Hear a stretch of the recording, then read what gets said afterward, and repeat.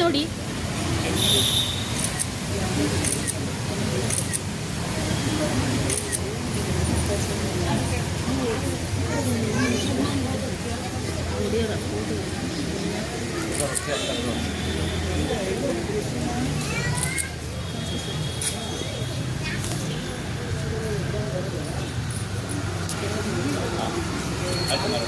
ಆಯ್ತು.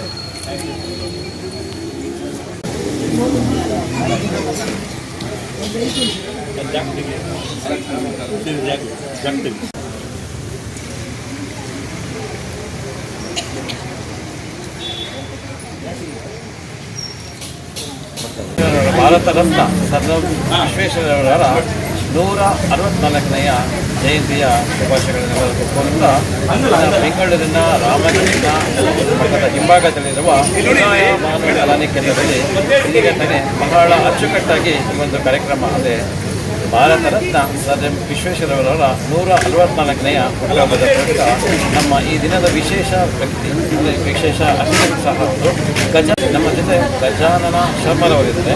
ಒಂದು ಕಾರ್ಯಕ್ರಮದ ಮುಖ್ಯ ಅತಿಥಿಗಳಾಗಿ ಅದರಲ್ಲಿ ಇವರು ವಿಶೇಷ ಏನಂತಂದರೆ ಇನ್ನಷ್ಟು ಬೇಕೆನ್ನ ಹೃದಯಕ್ಕೆ ರಾಮ ಎಂಬ ಬಹಳ ಸುಮಧುರ ಸಂಗೀತವನ್ನು ರಚನೆಕಾರ ಸಹ ಅನ್ಬೋದು.